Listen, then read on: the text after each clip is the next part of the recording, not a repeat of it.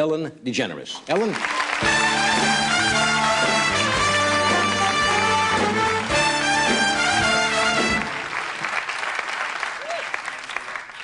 Thank you. Hi. Good. You feeling good? Me too. Feel great. I've been keeping in shape lately, you know. You have to. I'm getting older. I'm 27.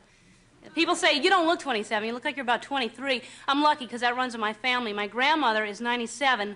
She looks about 93. Have a little nephew who's 4, doesn't even look like he's born yet. Tiny embryo of a thing. That's great. That whole fitness thing runs in my family, though, I think. My grandmother started walking 5 miles a day when she was 60. She's 97 today, and we don't know where the hell she is.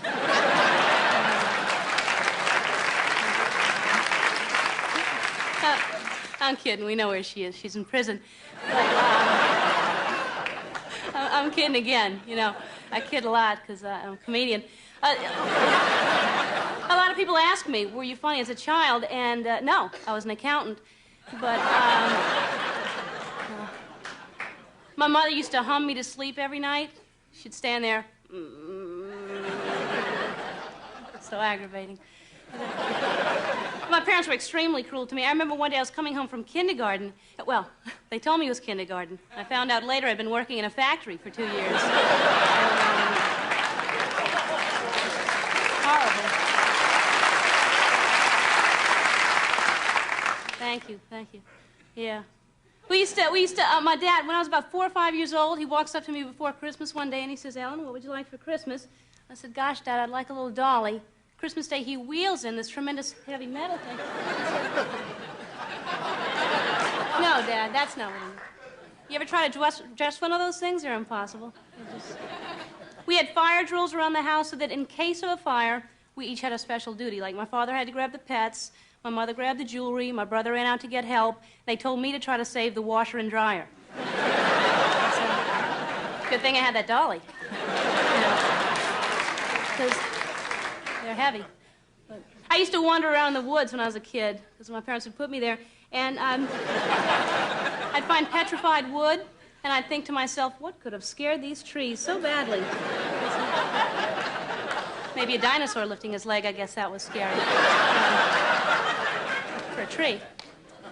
I'm always thinking about these things, because to me life is very precious. It's very special. We're here for such a short time that everything on this earth should have a reason, should have a beneficial purpose. And I feel like everything does, except for fleas. You know?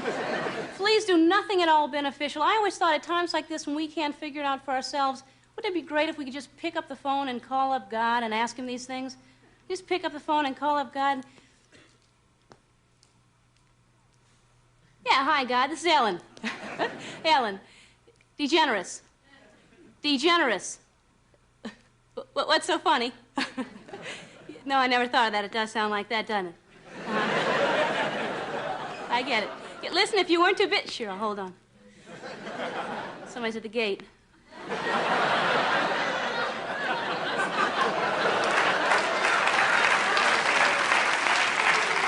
Onward, Christian soldiers. Yeah, just sing along to your tape. That's it. It's not a tape. They're good. They're great. Yeah. Listen, there are certain things on this earth I just don't understand why they're here. No, not Charo. No. No. But there are certain things like insects. No, bees are great. The honey, that was clever. Yeah. I was thinking more about fleas. They seem to have no benefit.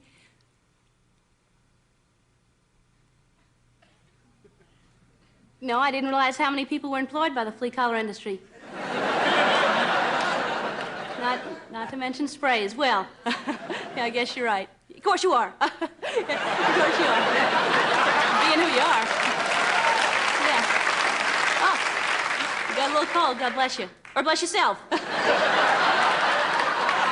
Bless yourself. Oh, I'm still doing that in comedy. You got a joke for me?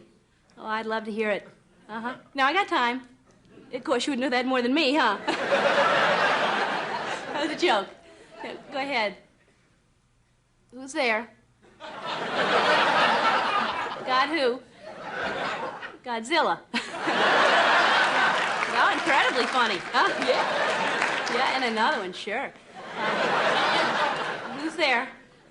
Got who? Got a dime. Whoa! No, I don't have time for another one. No. Okay. Yeah, I just remembered an appointment I have to get to, so I gotta go. How about that? Got who? Gotta go? Cute? Stupid. All righty. It was good talking to you, too. And I'll talk to you later. Thank you very much. Roseanne Barr. Roseanne?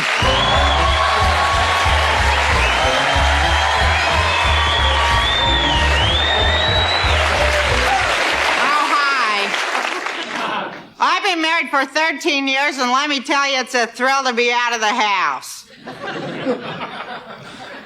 I never get out of the house. I stay home all the time. I never do anything fun because I'm a housewife. I hate that word, housewife. I prefer to be called domestic goddess. I feel it's more descriptive. And you know what I do all day? Yeah, you're right. I lay there on that couch eating those bonbons, watching those soap operas, and tuning into that Donahue show. There's a show you could really learn something from. I didn't even know it was possible to be a woman trapped in a man's body.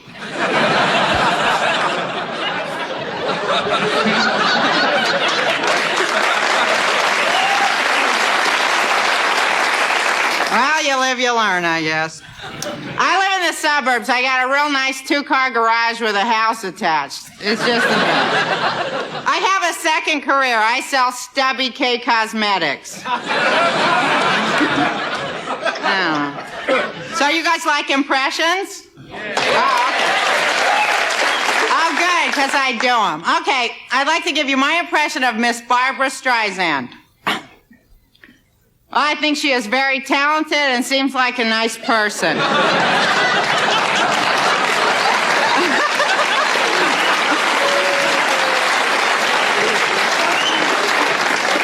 that's the impression I get.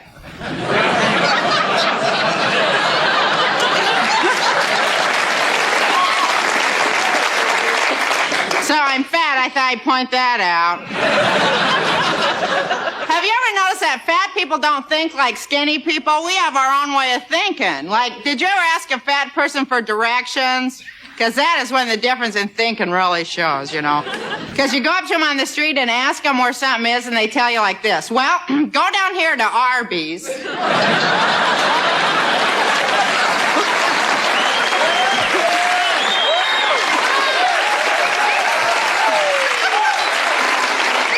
And go right past Wendy's, McDonald's, Burger King. It's that chocolate brown building down there. It's a lot different. But it's good that I'm fat, though, because I'm a mom, and fat moms are better than skinny moms.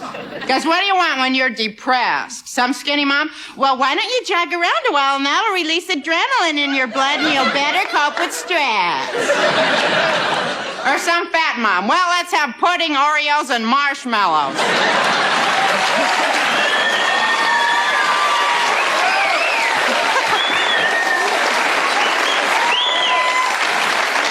When you wake up from that sugar coma, it'll be a brand new week. It's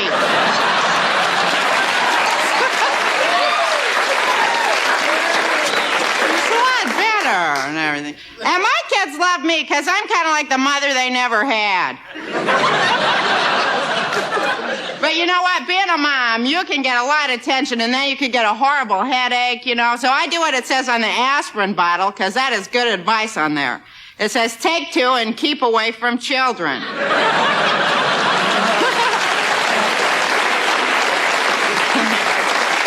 like I told you, I've been married a long time, and now that reminds me. Do you guys like that guy Stephen King that writes those really scary books? Well, now he is coming out with the scariest book he ever wrote. It is so scary, it's about a husband with a mind of his own. Oh, don't get tense, ladies. It's just a fantasy. It can never really happen. It'll be called Barbecue Starter. So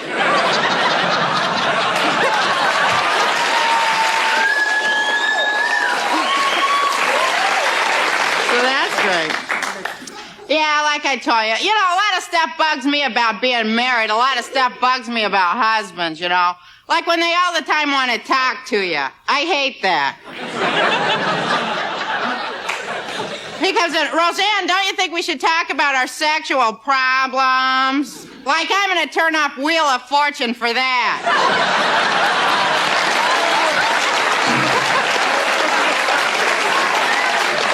Put it on a gift certificate, babe. Oh, that bugs me. It bugs me that they think you're going to clean everything, huh?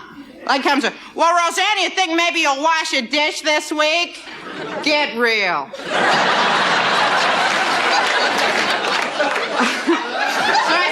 So I said, well, what's the matter? Is lemon joy kryptonite to your species?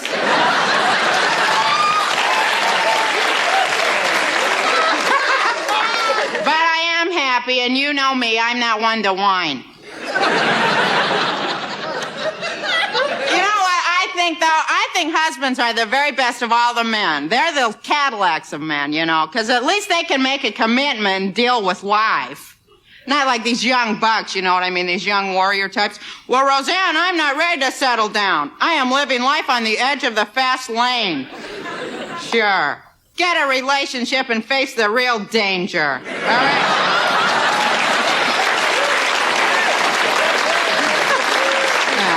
Mortgage in the face for 30 years. You skydiving wimps. But still stuff bugs me. This bugs me the worst. Is when the husband thinks that the wife knows where everything is, huh? Like they think the uterus is a tracking device.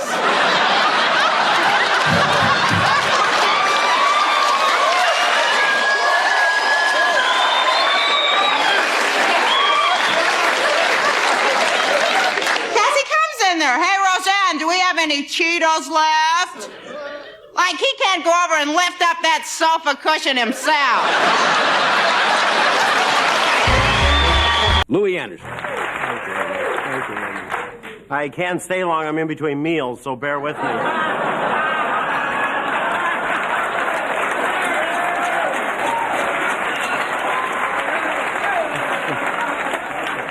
I was just at McDonald's and all those statistics just changed. So. I went shopping today. What's this one size fits all stuff?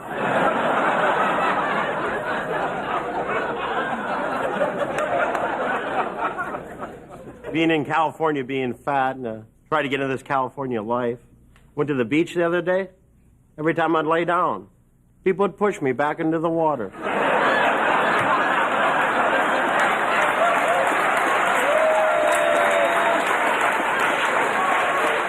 He's dying. And the bums down at the beach, always coming up to you, those guys. Hey, buddy, could you help me out with a sandwich? Well, sure, where is it?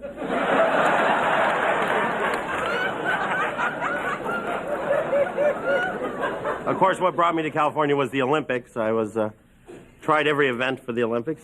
Tried that pole vault. I drove that sucker right into the ground. I did a good thing, though. I straightened out those uneven parallel bars.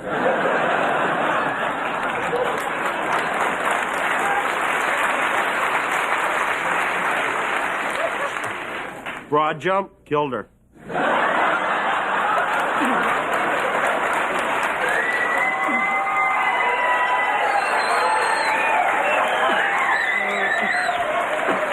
Oh, sorry, I'm sweating, but if I don't, I'll explode.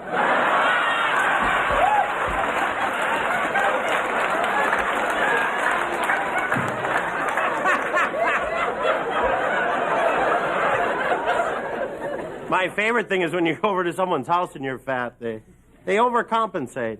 Oh, come on in, Louie, and sit down here on this concrete sofa. Or the reinforced steel lawn furniture. Do what I do, head right for that wicker.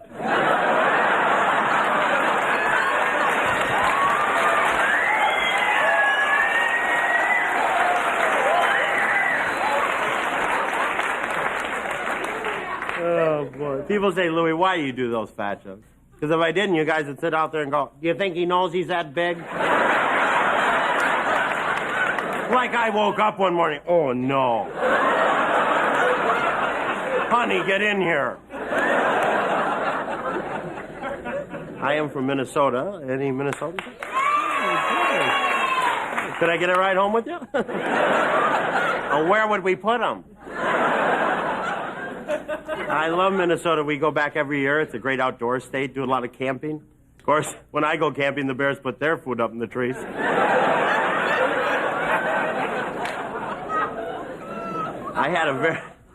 I had that very strict Midwestern upbringing, a very strict father, the kind of guy who hates everybody. You know, my dad, we'd be in the family car driving down the street. He'd spot somebody walking down the street that was a little different. Oh, he'd slow that car down. Look at that. For crying out loud. Get my rifle. Or he would say things that made no sense to you when you were a kid. He'd be driving, the traffic would get rough. You know, if I was the last person on Earth, some moron would turn left in front of me.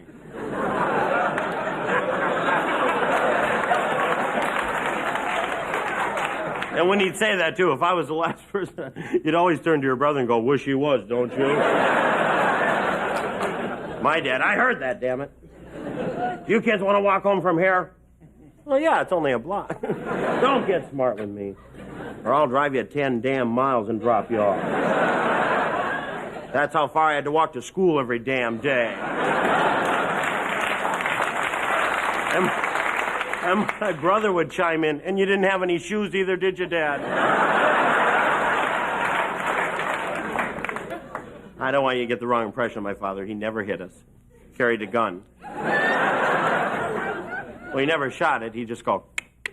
Very effective, I'll tell you. I loved hassling my parents. I had a younger brother, of course. That's the easiest way. Because you don't have to hit them or anything. You just get up in the morning, you go down to breakfast. You look across the table. You do this. You do that, you'll hear this every time. Mom, Louie's looking at me again. And you love that because you go, oh, is it against the law to look at people? Look at Mom, does this bother you?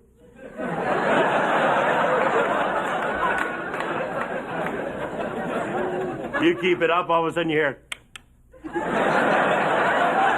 is he home today?